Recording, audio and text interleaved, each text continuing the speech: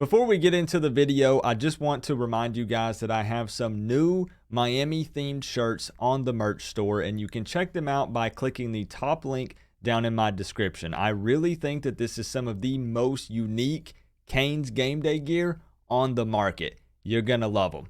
What's going on, Canes fans? Now hold up a second. Listen, I know you want to comment about the little spanking intro that played before this, but I gotta tell you something. You're preaching to the choir. I fully understand that we just played an FCS opponent. I completely understand that it wasn't perfect. But at the end of the day, I'm still going to be happy overall about a win. Just imagine for a second how Virginia Tech feels after their week 1 game, losing to Old Dominion. Their fan base, you just sucked all the life, the hopes, and dreams right out of them. So my main takeaway from this game is we did what we were supposed to do. We ran the score up on an inferior opponent. No cardiac canes, no down at the half, no game-winning field goal to squeak by. We took care of business, which should be the standard without question, especially against lesser competition. And I don't speak for all Canes fans, but I don't feel like that we're out here flexing over it. But yeah, at the same time, we're happy that we got the dub. So let's do a quick initial reaction to the Miami versus Bethune-Cookman game. And I want to talk about some of the things that I liked and some of the things that I didn't like. And of course, I want to see your opinions down in the comment section below, because there is no possible way I could cover everything in this one quick initial reaction video. So let's chop it up down in the comment section. And I also want to see from you guys what you liked and what you didn't like. So speaking on some positives, we saw some big plays on special teams, and it's about freaking time. I've been screaming and asking for this for far too long, and my man Keyshawn Smith, that's right, we literally just interviewed Keyshawn Smith's mother the night before the game. Keyshawn Smith went off in this game. The dude racked up 184 yards on 3 kick returns. That's an average of 61.3 yards per return. What?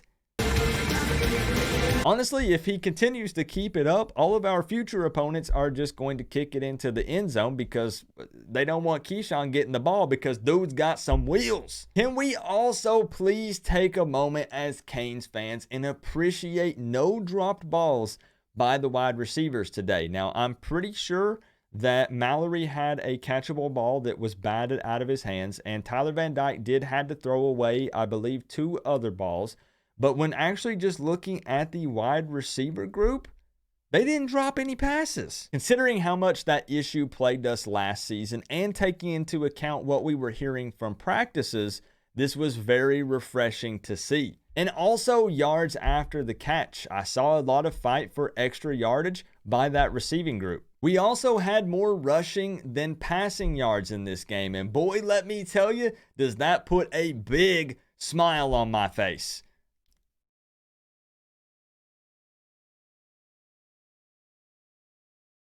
And again, y'all, listen, I understand that it's an FCS opponent, but I saw the O-line opening up some big holes for our running backs, and I consistently saw them getting to the second level and playing pretty physical. And even though Chaney and Citizen are out at the running back position, and they decided last second to sit Jalen Knighton just as a precaution, Parrish, Franklin, Stanley, Walden, and Perry were all impressive. And you got to remember that a few of those guys are walk-ons. And just as a heads up, no need to panic over the Jalen Knighton situation. It looks like that it is a soft tissue injury that's been kind of lingering. He's been dealing with it for a bit. And this was just kind of a game time decision by the coaching staff to sit him just as some extra precaution, right? No need to push him into the game when it's an opponent like Bethune-Cookman, right? And then we also have a very large stable of other backs that could come in and carry the load. So I think it's more important to ensure that he is healthy as we get deeper into the schedule. Backup Jake Garcia also got some snaps in this game, and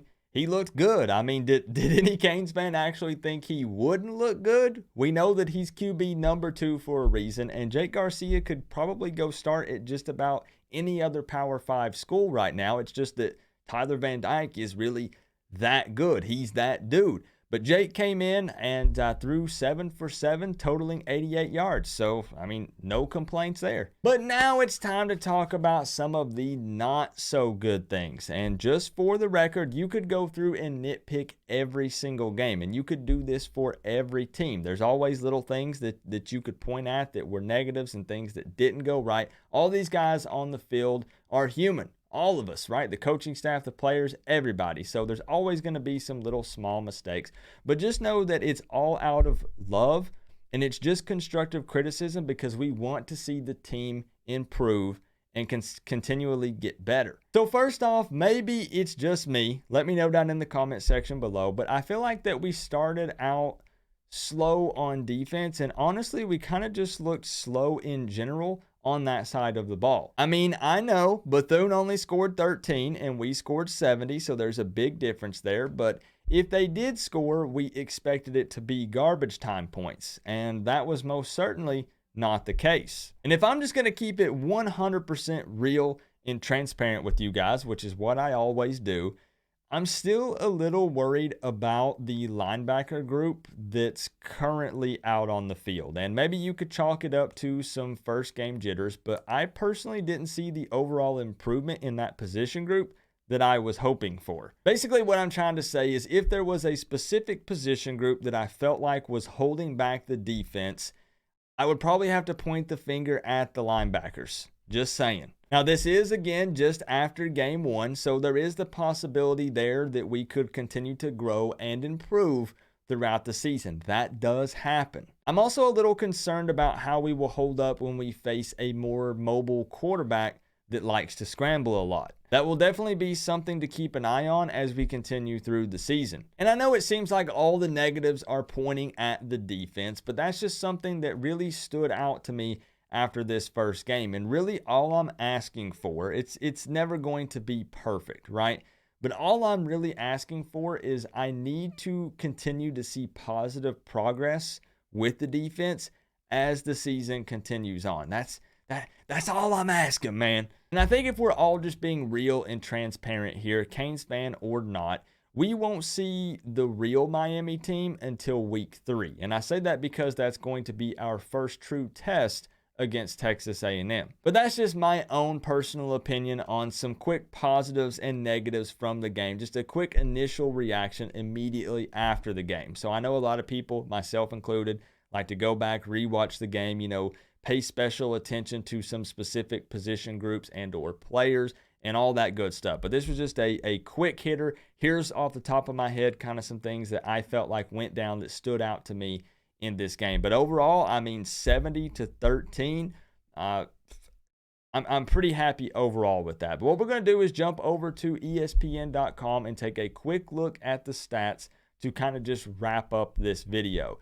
So we're going to mostly really just pay attention to Miami because at this point we've moved on from the Wildcats. We're not worried about what they did or didn't do, right? So Miami third down efficiency was 7 for 7. Honestly, this, of course, is a very good sign. We didn't have to go for it a lot on third downs because, we were moving the ball in big chunk yardage. So it didn't come down to very many third down situations. 586 total yards in this game. I already mentioned 305 of that rushing, 281 of that was passing. So our ground game was really good in this one. Let's see, 6 penalties for 48 yards. I still don't know, man. Like, I get the flag on spiking the ball. Like, I get they're trying to, tone down the unsportsmanlike stuff. But, like, bro, like spiking the ball? Like, I don't know. I don't know. Anyways, turnovers, Miami did have one. Very interesting situation where primarily we are operating out of the shotgun. I think we get down to like the 1 or 2 yard line. We're getting ready to punch it in. They bring Tyler Van Dyke under center and he fumbles the snap. So that was kind of a sucky situation there. Let's go and take a look here at some individual stats. Tyler Van Dyke, 13 of 16 on the day. I know it sounds wild, guys. Only 16 passes from Tyler Van Dyke, but that's all he needed to do to get the job done because they were big passes and then the run game took over. But 193 yards, 2 touchdowns. We already talked about Jake's stats. Parrish led that running back room. Really, really solid back. 14 carries for 108 yards and 3 touchdowns. Thad balled out as well, showed that he's not just a short yardage back. 9 carries for 78 yards. That's an 8.7 yard per carry average out of Thad. That's big time. And 2 touchdowns. We saw Stanley make an appearance, the transfer pickup from UAB. 6 carries, 42 yards. Terrell Walden got some snaps, 5 for 41. Devon Perry, 5 for 31. Both of those guys, walk-ons, also had touchdowns. That's big-time game experience for those dudes, and I could not be happier for both of them. Receiving, leading the way, was Restrepo with 5 receptions for 100 yards. Ladson got in on the action, 2 for 33. Again, just touching on some of the big ones that we notice here. Skinner had a catch. That's big time. The tight ends did get involved a little. Mallory had 2 for 21. Arroyo, 1 for 11. Again, we already talked about Skinner. We got Brantley down here, 1 for 8. Let's see, what else? Scrolling down here, taking a look at the defense. Surprisingly, we only had 2 sacks on the afternoon. I actually expected a little more out of the D-line and just the defense as a whole in this game, but again, is what it is. Caleb Johnson led with total tackles being 5. Flag had 2 tackles for loss. The interceptions, GB3 with the pick, returns it for a touchdown, a pick 6 from Frierson. You love to see that. James Williams had the interception, and Kinchins had the interception, which, again, the flag on the spike and the ball, I mean, whatever, bro. Whatever, man. Keyshawn, we already talked about with the massive kick returns, man. 184 yards. One that was almost a touchdown. It was so close. We thought we had it, but provided a big spark for the team from Keyshawn there with that. The kicking game, man, bro, there's nothing to talk about.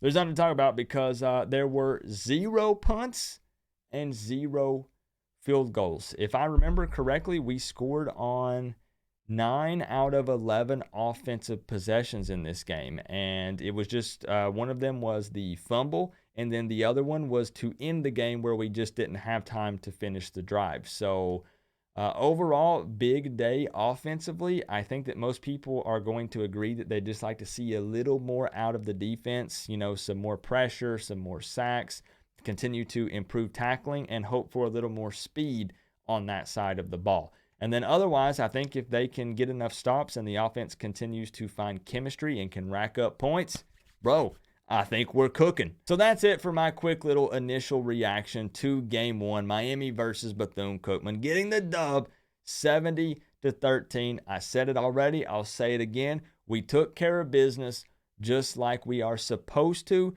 just like should be the standard. And I also have some exciting news for those of you that were hopeful, wanting to win the $500 score prediction contest. Nobody won it, so it is still up for grabs. The way, if you want to win this $500, you want to win this, you can. All you need to do is call in on my live Friday night show every Friday night, 8 p.m. Eastern time. We discuss the game coming up on Saturday, and you call in, give your score prediction. You get it right, you win $500. And somebody did win it last year, and it's still currently up for grabs.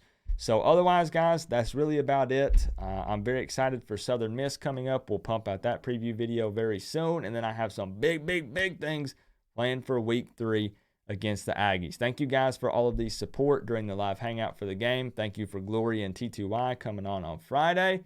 But hey, guys, remember, we're all one big happy college football family. But at the end of the day, I got to say, it's always better when you get to rep the U. Coach Coop, peace out. I'll see y'all in the next one.